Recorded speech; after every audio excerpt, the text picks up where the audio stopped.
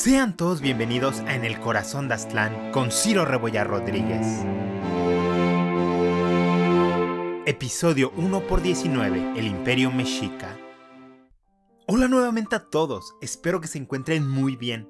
Antes de comenzar, quiero agradecerles su constante apoyo al podcast. Espero que sigan disfrutando mucho de la serie.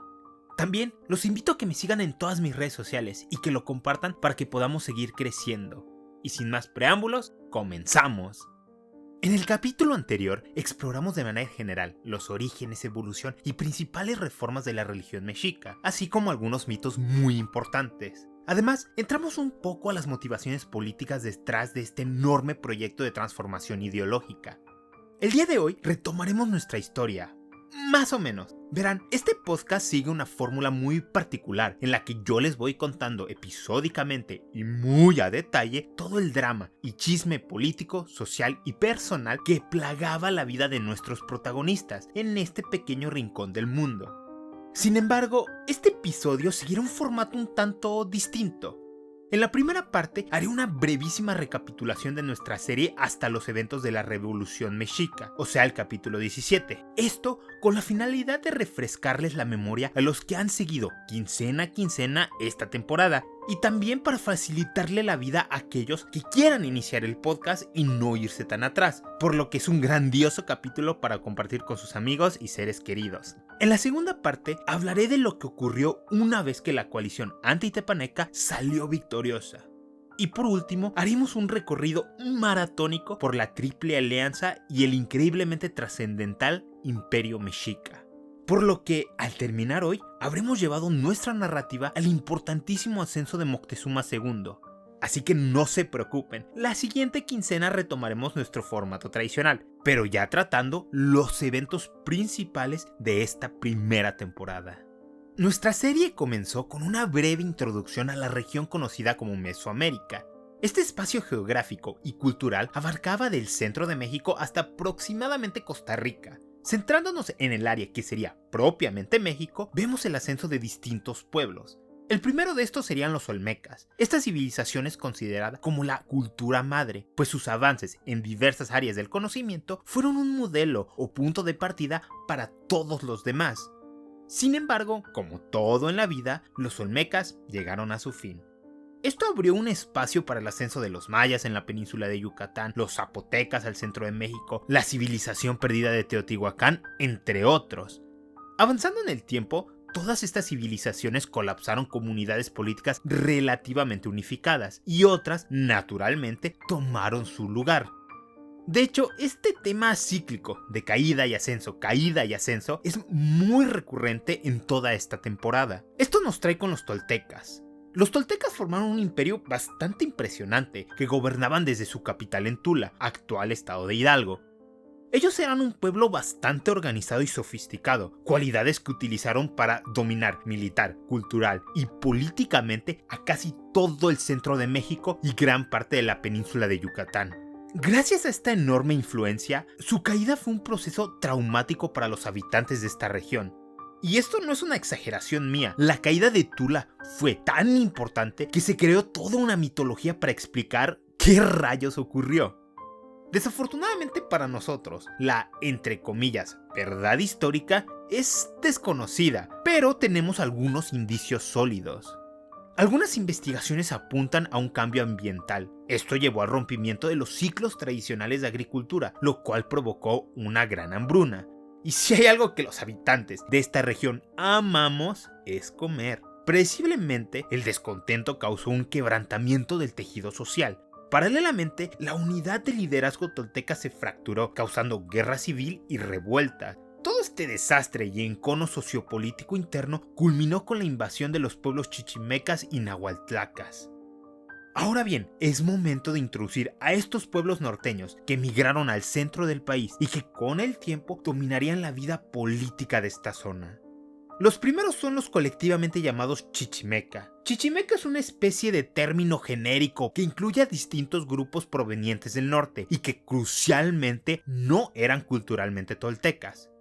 De acuerdo con varias leyendas, los chichimecas fueron unificados por un poderoso caudillo llamado Xolotl. Xolotl era un jefe político y un guerrero que organizó a los chichimecas en un poderoso ejército, siendo sus capitanes la máxima autoridad política en este rudimentario sistema. Independientemente de la veracidad o exageraciones de la leyenda de Xolotl, los chichimecas efectivamente le dieron el clavo final al imperio tolteca, el cual se desintegró. Ojo, el imperio dejó de existir, pero el gentilicio como tal continuó viviendo en sus respectivas ciudades durante muchísimos años más. Esto derivó en el surgimiento de pequeñas ciudades-estado, señoríos y reinos independientes. Xolotl capitalizó bien en estas divisiones y logró someter a muchos pueblos. Crucialmente, solo exigía de ellos tributo, y realmente no estaba tan interesado en forjar un gran imperio unificado. Más bien, buscaba emplear su red tributaria para enriquecer a su propio señorío en Tenayuca. Esto lo transformó más o menos en la fuerza hegemónica del Valle de México. Para afianzar la posición de su pueblo y su familia, Xolotl puso a varios de sus descendientes en distintos tronos de la región, además de incorporar en su familia y red tributaria a otros pueblos recién llegados. Los más importantes de estos fueron los alculhúas y los tepanecas. Los primeros se asentaron en Cuantlinchán y Texcoco, mientras que los tepaneca hicieron lo propio en Azcapotzalco. Con los años, estos pueblos se emparentaron con los chichimeca a tal grado que los dos nuevos jugadores, los alculhúas y los tepanecas, adquirieron la misma importancia que el señorío de Tenayuca. De hecho, los alculhúas se mezclaron tanto con los chichimecas que prácticamente se convirtieron en sus herederos culturales y políticos.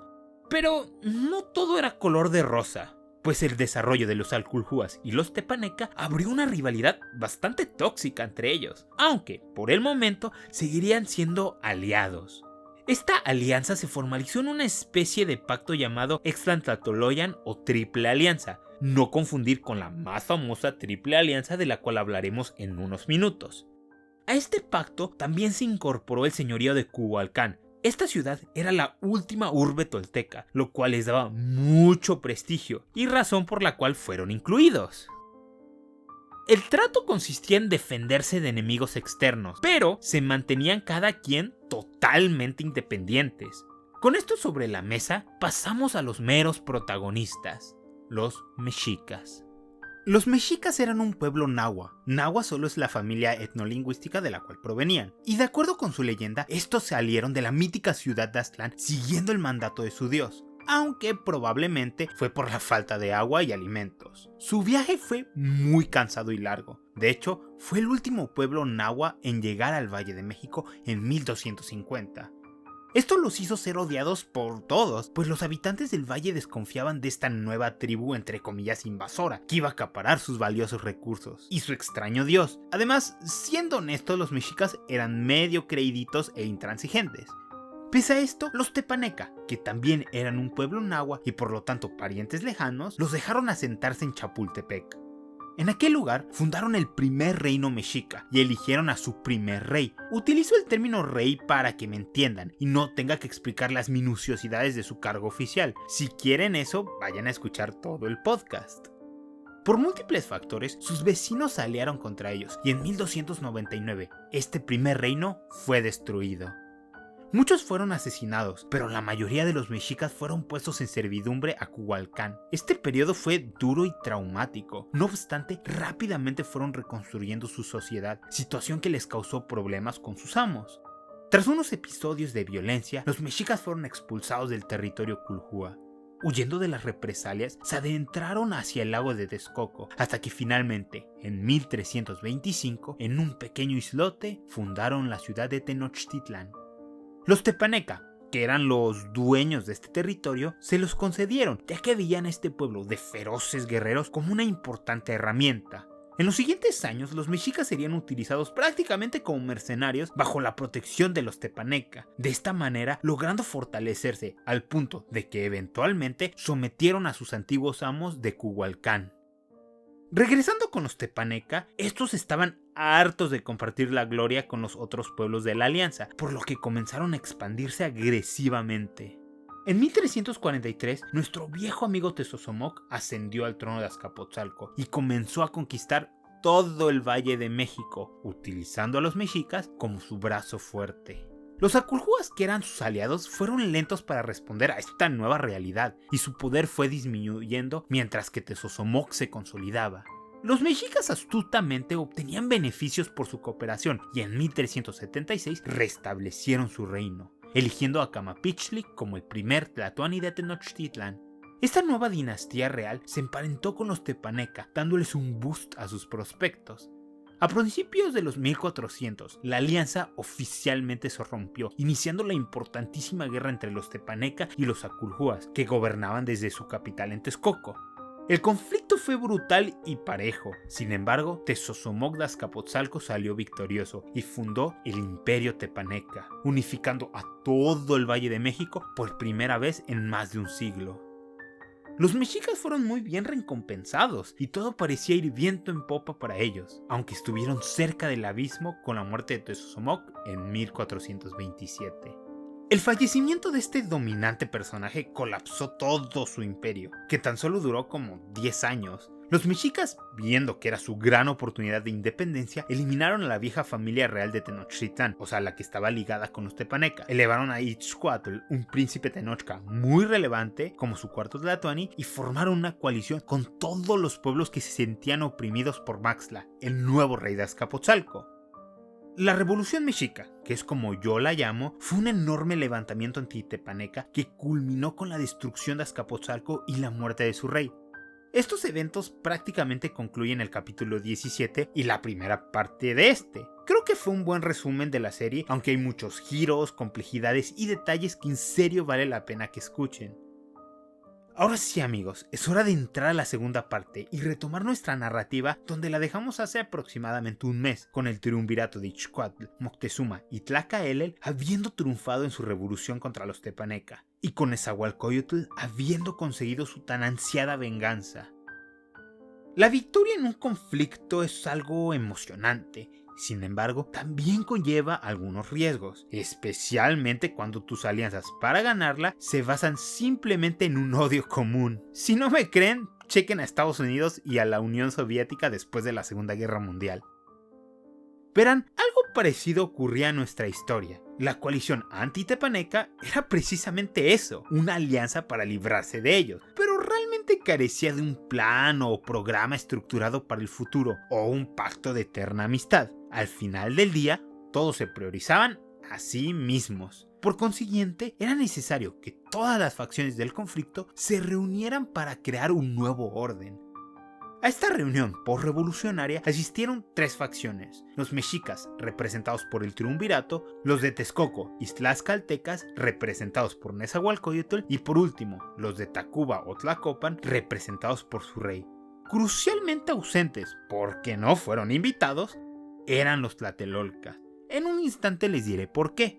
Sin lugar a duda, la facción más fuerte en este momento era el triunvirato de Tenochtitlán. Ellos habían sido los primeros en levantarse en armas, se llevaron la peor parte de la lucha y tenían el ejército más poderoso todavía en pie.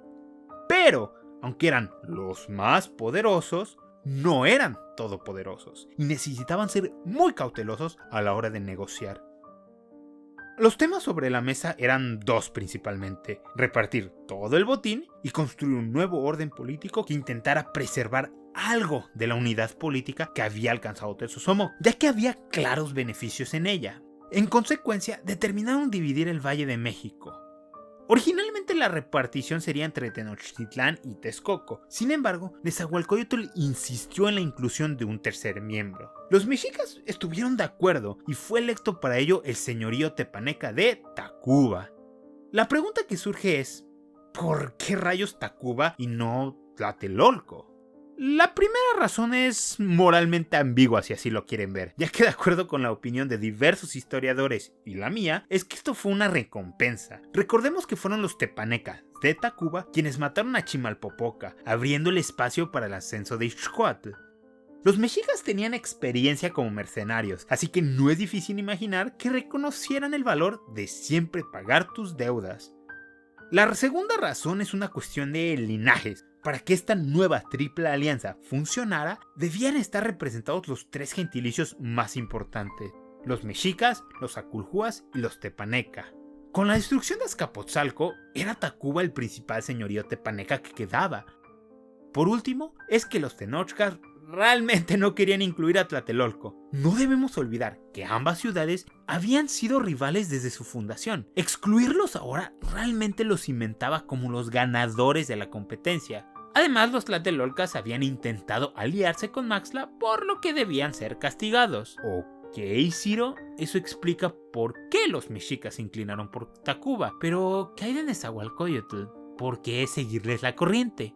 Honestamente, sus razones específicas son un misterio histórico, aunque tenemos algunas teorías. Una hipótesis que he visto flotar por ahí es que Nezahualcóyotl exigió su inclusión, pues una de sus concubinas o esposa tenía relación con la familia real de Tacuba, y ella lo convenció de que los apoyara, pues serían sus potenciales aliados. Otra es que los de Tacuba controlaban un buen pedazo de la costa del lago de Texcoco, por lo que su inclusión garantizaba la paz y un balance de poder que él podía explotar. La última es que simplemente lo tuvo que aceptar porque los mexicas así lo determinaron. Ninguna de estas hipótesis está 100% comprobada y no son mutuamente excluyentes. Independientemente de los detalles, el resultado fue el mismo. El Valle de México estaría gobernado por una triple alianza, constituida por Tenochtitlán, Texcoco y Tacuba. Con esto resuelto, pasaron a la cuestión del territorio. El Valle de México quedó dividido en 3 secciones desiguales. Los mexicas se llevarían el pedazo más grande, seguido por los de Texcoco y por último Tacuba se quedaría la rebanada más chica. Aunque esto es un poco simplista de mi parte, la realidad es que la repartición siguió un complejo sistema en el cual inclusive dentro de los territorios que le tocaban a cada uno había subdivisiones que les daban tributo a otros miembros. Por ejemplo, imaginen que a mí, Ciro, me dan control de todo Francia, pero a ustedes, mi audiencia, les toca recibir los impuestos de París. Esta reunión aconteció aproximadamente a finales de los 1428, y aunque ellos tal vez no lo sabían en ese momento, habían sentado las bases para una de las organizaciones políticas más importantes de toda la historia del continente americano, el Imperio Mexica. El concepto de Imperio Mexica resulta algo controversial para algunas personas, pues dicen que no aplica para el ente político que surgió y suelen dar 2 razones para esto. 1. El concepto imperio es muy europeo y los pueblos indígenas no estaban sujetos a una sola institución política. A esto yo les contesto que si analizas la estructura de la Triple Alianza, te darás cuenta de que básicamente funcionaba en algunas zonas como un estado feudal en la que los nobles menores rendían su vasallaje a nobles más altos hasta llegar al güey Tlatoani de Tenochtitlán. Es más, la Triple Alianza estaba aún más centralizada que muchos imperios en el mundo, pues Tenochtitlán tenía el control exclusivo de todo el ejército, cosa rara en la Edad Media, además de que ejercía muchísima influencia, hasta en algunos casos administración directa, en gran parte del territorio controlado por la Alianza. La segunda razón que suelen dar es que Tacuba y Texcoco eran socios iguales, así que no cuenta como un imperio. Esta noción de que eran una alianza de iguales resulta incierta cuando lo analizas detalladamente. Como acabamos de ver desde el principio, Tenochtitlán gozó de una hegemonía sobre sus 2, entre comillas, socios. Primero, ellos habían recibido el territorio más grande. Segundo, Tacuba, una de las cabeceras de la alianza, era prácticamente un vasallo de los Tenochcas, ya que muchos de los señores de Aquelatepetl eran impuestos desde Tenochtitlán y siempre peleaban bajo el estandarte mexica. Tercero, la ciudad de Texcoco, que era más independiente y encabezaba el área jurídica del imperio, realmente tenía poca injerencia en las competencias militares y tributarias más allá de sus propios dominios. Finalmente está el hecho de que la dinastía real de Texcoco también era mexica. Nezahualcóyotl, cuya madre era una princesa tenochca, solo pudo ascender al trono de Acolhuacan porque Ixcoatl se lo permitió, y esto fue hasta el año 1430-1431. Y durante los siguientes años, los señores de Texcoco tomarán esposas mexicas, cimentando más la idea de que esto era un proyecto familiar más que una sociedad de linajes distintos. Pero Ciro, ¿por qué aceptaron este trato? Pues este arreglo traía evidentes beneficios económicos, militares y políticos. Además, como veremos más adelante, estas 2 ciudades tenían una voz en cómo se dirigía al imperio y en la elección del emperador o güey Tlatoani mismo. Pero bueno, con esto amigos terminamos la segunda parte de nuestro capítulo y es momento de dar un maratónico repaso por la historia del imperio. Terminada la guerra con Azcapotzalco, los mexicas eran por primera vez en su historia 100% independientes y la fuerza hegemónica de todo el Valle de México. En consecuencia, el triunvirato de Ixcuatl, Moctezuma y Tlacaele se lanzaron de lleno a la transformación de su reino. Lo primero que hicieron fue distribuir el botín que habían adquirido durante la guerra. Esto consistió en la repartición de títulos y tierras a los más importantes actores durante el conflicto. Esto es relevante porque vemos la introducción de algo parecido a la propiedad privada. Ojo, hasta esta época la propiedad de la tierra había sido colectiva, pero con la expansión de los dominios mexicas veremos el surgimiento de un pequeño conflicto entre los Calpultin, que eran unidades autónomas que tenían la tenencia colectiva de la tierra, con la administración imperial central y algunos nobles terratenientes. La otra transformación importante fueron las reformas religiosas de Tlacaele e Ixcuatl, las cuales pueden consultar en el capítulo pasado. Pero en resumen, reescribieron gran parte de su historia y religión para justificar el ascenso de los mexicas. Combinando estas dos disposiciones internas y la creación de la Triple Alianza, el triunvirato sentó las bases para el proyecto imperial. Y, por ende, Ixcuatl es considerado el primer emperador o gran tlatoani mexica. En 1440, Ixcuatl falleció. La vida de este personaje es sin lugar a duda una de muchísimo éxito, pues pese a todo pronóstico, ascendió al máximo cargo de su pueblo y consiguió para ellos libertad y poder. Pero no debemos olvidar que para llegar a la cima, tuvo que pasar por encima de muchísimas personas, incluyendo su propio sobrino. Por lo cual su legado es más complejo y últimamente más interesante. Como era esperado, ese mismo año Moctezuma Iwilcamina ascendió al trono. Moctezuma era un talentoso guerrero y su reinado se caracterizó por sus muy exitosas campañas militares por todo el centro-sur de México. Bajo su gestión, los mexicas adquirieron territorio en los actuales estados de México, Hidalgo, Morelos y Guerrero, además de adentrarse con fuerza al centro de Veracruz en la costa del Golfo y hasta las lejanas tierras mixtecas de Oaxaca. Para este punto, el ejército imperial era verdaderamente una imponente máquina de guerra, que lograba reunir las fuerzas de las tres principales urbes del Valle de México, así como las de sus dominios. Estos ejércitos eran enormes y se organizaban en legiones de 8,000 hombres y en compañías de 100. Los esfuerzos de organización y reclutamiento eran encabezados por los Calpultin. Ojo, Moctezuma no era tan solo un militar, también era un patrocinador de las artes y un constructor. Con toda esta riqueza, Moctezuma se dio a la tarea de renovar la ciudad. Ordenó atraer los mejores arquitectos de Chalco y fue cambiando las viejas chozas de Carrizales por estructuras de piedra. Este proceso había iniciado desde antes, pero Moctezuma lo aceleró a un ritmo extraordinario. Además, de Oaxaca trajo a los famosos herreros mixtecas, que le ayudaron a forjar bellas piezas de joyería y orfebrería comparables con las europeas. De hecho, algo no tan conocido de los mexicas es que estos apreciaban muchísimo la belleza estética. Realmente tenían en alta estima aquello que consideraban dotado de hermosura. En conclusión, Moctezuma y Tlacaele, que seguía siendo el Cihuacóatl o mano derecha del emperador, modernizaron la capital mexica en una de las ciudades más grandes del mundo. Pero la marcha del tiempo es interminable y en 1469 Moctezuma Iwilcamina o Moctezuma I falleció. Su vida fue impresionante y quedó marcado en la historia como uno de los más grandes tlatoanis mexica. Pero al igual que Ixcuatl, aquello fue conseguido sobre los cadáveres de muchas personas, incluyendo el de su hermano. La muerte de Moctezuma abrió un vacío de poder peligroso, pues no había un heredero claro al trono. Tras algún tiempo de negociación y deliberación, fue electo como tlatoani el nieto de Ixcuatl y Moctezuma. Así es, casaron a sus hijos, llamado Axayácatl.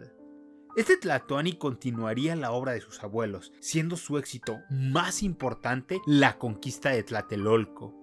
Tlatelolco había sufrido ofensa tras ofensa después de la victoria contra Azcapotzalco. Para 1473, las relaciones entre Axayácatl y el rey Tlatelolca se habían deteriorado bastante.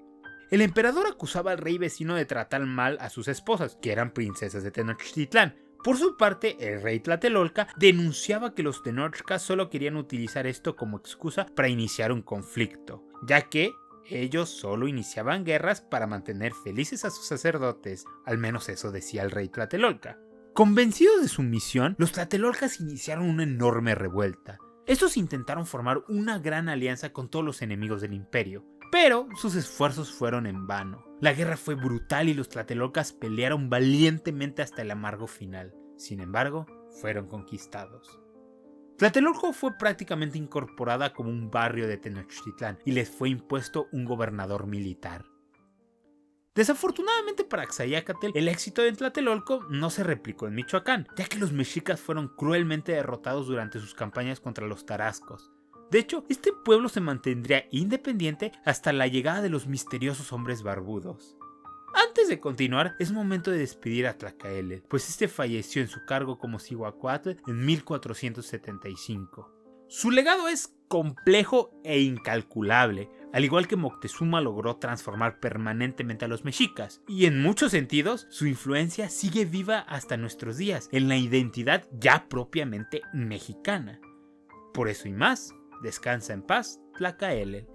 El imperio siguió avanzando, y con él sus gobernantes. En 1481, Axayácatl murió, y su hermano Tizoc ascendió al trono. Las crónicas no son amables con este tlatoani, pues después de unas desastrosas campañas militares, tomó la controversial decisión de no ampliar el imperio de la Triple Alianza. Su propósito cambió a consolidar lo adquirido por sus predecesores e intentar integrar mejor los pueblos conquistados. No vaya a ser que en el futuro se alíen con gente extraña. Esto fue extremadamente ofensivo para las sensibilidades mexicas, pues consideraban la guerra como su principal ocupación y a la paz tan solo un tiempo en el que caían presas del ocio. Esto me lleva a decir algo muy importante del imperio mexica, y es que básicamente era como un tiburón. Mientras siguiera moviéndose, es decir, expandiéndose, estaría bien, pero en cuanto se detuviera, estaba en riesgo de morir. Volviendo a nuestra historia, al no haber nuevas conquistas, Tizoc intentó conseguir el favor de los dioses y la nobleza, renovando el templo a Huitzilopochtli. Desafortunadamente esto no fue suficiente, y lo asesinaron en 1486. Su reinado pudo ser un punto de quiebre para el imperio, una oportunidad de revalorizar cómo se conducían con sus vecinos y vasallos. Pero como suele suceder en la historia, la inercia a veces resulta demasiado poderosa, y ciertamente los mexicas pagarán por ello. Como sucesor del imperio fue electo su hermano Ahuizotl. Él sería el octavo tlatoani de Tenochtitlán y el quinto emperador. Su ascenso conllevaba mucha esperanza entre la élite tenochca, pues lo consideraban una persona mucho más formidable que su insípido hermano, y en muchos aspectos lo fue.